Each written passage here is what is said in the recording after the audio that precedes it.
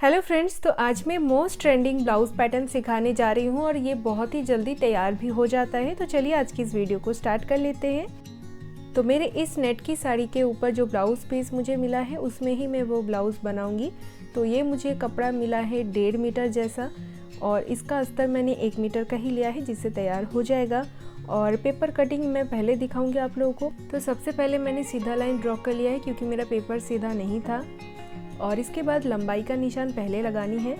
यहाँ पर जितना भी लेंथ आप रेडी रखेंगे उसमें 1 इंच प्लस करके लेना है। मैं 15.5 इंच लिया है, 14.5 इंच मेरा फिक्स लेंथ का नाप है। तो यहाँ पर लाइन को सीधा कर लेना है और इस पैटर्न को हाई नेक डीप नेक दोनों में ही बनाया जा सकता है। देखिए यहाँ पर मैंने 3 इंच नेक विड्थ लिया है और 3 इंच शोल्डर के लिए ले लिया है, तो टोटल 6 इंच का हो गया।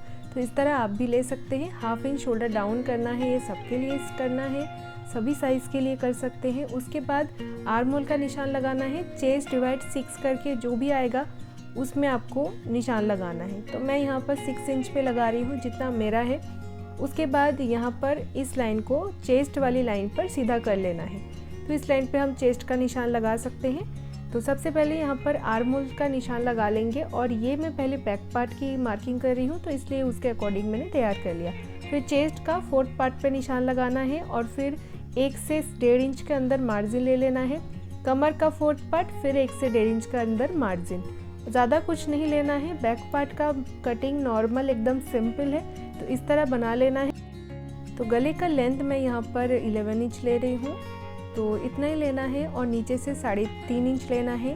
थोड़ा सा मैंने ब्रॉड बनाया है नीचे से और यहाँ से इसको बॉक्स में बना लेना है। क्योंकि मैं ब्लाउज़ को पैडेड बना रही हूँ तो इसलिए नेक विड्थ को किसी भी टाइप से मैं इसको बना सकती हूँ। अगर आप लोग नॉन पैडेड बना रहे हैं तो थोड़ा सा नेक को आपको छोटा बनानी पड़ेगी। साइड से 1/2 इंच का मैं मार्जिन ऐड कर रही हूँ जो कि हुकाई पट्टी के लिए। इस ब्लाउज़ में फ्रंट के अलावा बैक में हुक बनाएंगे तो ज़्यादा अच्छा होगा। तो बैक पार्ट को इस तरह कट कर लेने के बाद फ्रंट के लिए भी सीधा लाइन साइड से ड्रॉ कर लेना है ताकि सीधी कटिंग निकल के आए। उसके बाद बैक पार्ट को यहाँ पर रखना है। 1/2 इंच का मार्जिन को नहीं लेना है, उसको छोड़ के सारे एज इट इज़ निशान उठा लेना है। नीचे देखना है, नीचे हमें 1/2 इंच एक्स्ट्रा लेना है फ्रंट के लिए, तो ओनली 1/2 इंच से ही आपका काम हो जाएगा। तो इस तरीके से लेने के बाद ऊपर से 1.5 इंच और नीचे से 2 इंच का मार्क करके लेना है और ये फ्रंट के लिए मार्जिन एक्स्ट्रा लेना है। ब्लाउज़ को मैं पैडेड बना रही हूँ, इसके लिए मार्जिन चाहिए और मधुबाला पैटर्न के लिए भी चाहिए। नेक विड्थ 3 इंच का ही रहेगा। 7.5 इंच का मैंने गले का लेंथ लिया है। यहाँ से टक्स का लेंथ मैंने 11 इंच लिया है और बेल्ट जाएगा इसके नीचे से, जो मैं 13.5 इंच पे बना रही हूँ। 13.5 इंच नीचे मार्क किया है जो बेल्ट का चौड़ाई हो जाएगी। तो इस तरह तीनों लाइन को मैंने सीधा ड्रॉ कर लिया है। अभी बेल्ट के लिए यहाँ से 1.5 इंच ऊपर एक मार्क करना है और इस मार्क को हमें फ्रेंच कर्व स्केल से इस तरह शेप देना है। जो बेल्ट का शेप होता है उसी तरीके से शेप देना है। इसके बाद यहाँ से 3.5 इंच पर मार्क करना है। यहाँ से भी फिर इन दोनों लाइन को इस तरह मिला लेना है और दोनों साइड से 1 इंच का टक्स का मार्क करना है। नीचे जो बेल्ट का लाइन है वहाँ पर भी सेम मार्किंग करनी है और सारे मार्किंग को मिलाते हुए सीधा लाइन ड्रॉ करना है इस तरह से। और इसके बाद जो ऊपर का टक्स का लाइन है वहाँ से इसको इस तरह मिलाना है। ये टोटल हमारी टक्स की मार्किंग हो जाएगी। यहाँ से ही पफ निकल के आएगा। इसके बाद अगर आप इसको प्रिंसेस कट में बनाना चाहते हैं तो यहाँ से जो प्रिंसेस कट का शेप दिया जाता है उसी तरीके से देकर फिर इसको बना सकते हैं। यहाँ से थोड़ा सा टक्स का भी मार्किंग करना है। तो इसके बाद यहाँ पर जो हल्का सा टक्स यहाँ से भी देना है जिससे जो मधुबाला का पफ निकल के आएगा वो बहुत अच्छा आएगा। यहाँ से 4 इंच पर मार्क करना है और फिर यहाँ पर से भी 4 इंच पर मार्क करना है। और इसके बाद इसका जो शेप है मधुबाला का, जो मेन डार्ट का जो शेप है वो हमें इस तरह देना है। फिर इन गले का जो लंबाई है वहाँ पर से बॉक्स बना लेना है और यहाँ से अगर आप चाहो तो 3.5 इंच लेकर थोड़ा सा और ब्रॉड बना सकते हैं नेक को। और फिर यहाँ से इस तरह शेप देते हुए नेक पैटर्न जो भी बनाएंगे उसका शेप देना है। फिर यहाँ से ही मधुबाला का जो लाइन है उसके साथ मिला लेना है। तो इसी तरीके से शेप से ये बहुत ही इजीली तैयार हो जाएगा। और मधुबाला का जो नेक पैटर्न होता है वो इसी शेप में होता है, क्वीन एनिट स्टाइल का। आप लोग चाहो तो थोड़ा अलग से बना सकते हैं लेकिन ये ज़्यादा अच्छा लगता है। तो इसी तरीके से मैंने सारे मार्किंग को कर लिया है। अभी इसमें जो भी मार्किंग है उसके ऊपर से कट कर लेना है। बेल्ट को अलग से कट करेंगे और इस मार्किंग के अकॉर्डिंग ही कट करना है। फिर नेक पैटर्न को भी कट कर लेना है। तो इस तरह टक्स की भी जो कटिंग था वो मैंने कर लिया और दोनों साइड से मैंने छोटे छोटे से कट लगाए हैं, जिसमें स्टिचिंग करके पफ बहुत ही अच्छे से आ जाएगी। अभी ये मेरा अस्तर का कपड़ा है, इसका ओपन साइड इस साइड पर है और यहाँ पर इन दोनों पार्ट को हमें जॉइंट साइड से ही कट करना है। तो यहाँ पर मधुबाला का जो फ्रंट का दोनों पार्ट है, दोनों को ही जॉइंट साइड से कट करना है। और यहाँ पर जो ये मैंने डार्ट आप लोगों को दिखाई थी, ये वाला डार्ट दोनों को इस तरह फोल्ड करके एक टेप लगा लेना है और फिर इसको मार्क करना, मतलब ये वाली जगह का जो पेपर है उसको माइनस करके फिर मार्क करना है। तो इसके बाद जो बैक पार्ट है उसको अस्तर की ओपन वाली साइड से कट करनी है, क्योंकि वहाँ पर हुक बनेगी। तो इस तरह मैंने ओपन साइड पर रखा है और मार्क कर लिया है। फिर इसकी कटिंग मैंने कर लिया है मेन फैब्रिक के ऊपर भी, उसी तरीके से मार्किंग करके कट कर लेना है। तो इसके बाद मैं आप लोगों को स्टिचिंग दिखाऊंगी। तो मैंने यहाँ पर कटिंग कर लिया है और ये जो मधुबाला का फ्रंट का डार्ट वाला पॉइंट है, इसको इसी तरह से कट करेंगे तो बहुत अच्छे से पफ निकल के आएगा।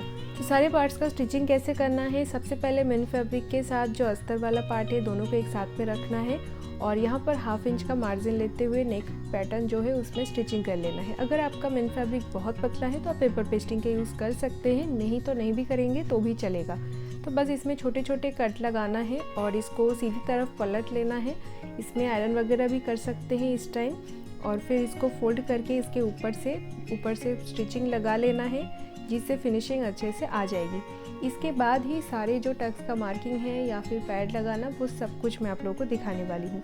तो जो भी मैंने टक्स के लिए मार्किंग किया है उसके साथ साथ मेन फैब्रिक को मैंने अभी तक कट नहीं लगाए हैं, उसे भी कट कर लेना है।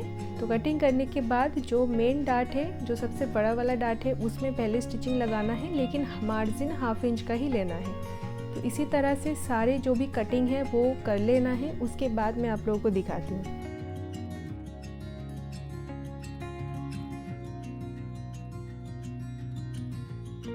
तो देखिए यहाँ पर मैंने एक साइड को बना दिया है और इसका जो पफ आया है वो बहुत अच्छा आया है। अभी इसके अंदर अगर आप लोग पैड लगाएंगे तो बहुत अच्छे से फिनिशिंग के साथ रेडी हो जाएगा।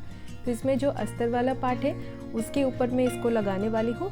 जस्ट इसको इस तरह से रखना है, पिन लगा लेना है और इसकी चारों साइड पर स्टिचिंग कर लेना है। सेंटर पर सिलाई नहीं लगाना है, उससे फिनिशिंग अच्छा नहीं आता है। तो चारों साइड पर इस तरह से सिलाई लगाने के बाद इसी सिलाई को मैंने बाद में खोल दिया है, क्योंकि ये सिलाई ज़रूरी अभी के लिए है। बाद में अगर आप इसको खोल भी देंगे तो अपने हिसाब से पहनने के बाद इसको आप लोग एडजस्ट कर सकते हो इस पार्ट को। तो इस तरह से स्टिचिंग करने के बाद अभी ऊपर से मेन फैब्रिक को लगा लिया है और साइड पर से सिलाई लगा लेना है। तो मधुबाला का जो मेन डिज़ाइन है वो तैयार हो गया। अभी इसके ऊपर इसका जो नीचे वाला बेल्ट वाला जो पैटर्न है उसको तैयार कर लेना है। तो मेन फैब्रिक के ऊपर अस्तर को रखेंगे और यहाँ पर 1/2 इंच का सिलाई मार्जिन लेते हुए स्टिचिंग कर लेना है। तो इसमें स्टिचिंग लगाने के बाद इसको पलट के इसके ऊपर आयरन वगैरह करना है, फिर इसको लगाना है तो फिनिशिंग अच्छा आएगा। तो 1/2 इंच का ही सिलाई मार्जिन लेना है, इससे थोड़ा कम भी ले सकते हैं आप लोग। बेल्ट का जो शेप है वो वहाँ पर बहुत अच्छे से स्टिचिंग करना है, फिर धीरे धीरे से छोटे छोटे कट लगाना है। मेन सिलाई जो है वो कटना नहीं चाहिए। तो इस तरह कट कर लेने के बाद फिर इसको पलटना है और यहाँ पर मैंने सीधा कर लिया है, आयरन भी कर लिया है। अभी इसके पीछे की साइड से भी स्टिचिंग करना है, जिससे अस्तर के साथ मेन फैब्रिक अच्छे से जॉइंट हो जाएगी। तो इस तरह से सिलाई लगाने से बहुत अच्छा फिनिशिंग आ जाएगा। तो यहाँ तक करने के बाद अभी जो हमारा मधुबाला का मेन पॉइंट है वहाँ उसके साथ सेंटर के साथ मिलाते हुए स्टिचिंग करना है। इसके बाद लेस लगाना है। तो एकदम जो हमारा जो कटोरी वाला पार्ट है उसके 1/2 इंच ऊपर से ही इसको लगाना है, उससे ज़्यादा नहीं उठा देना है, जिससे फिटिंग ख़राब हो सकता है। तो इस तरह से जैसा हमारा नेक तैयार होके आएगा वैसे ही इसको रखना है।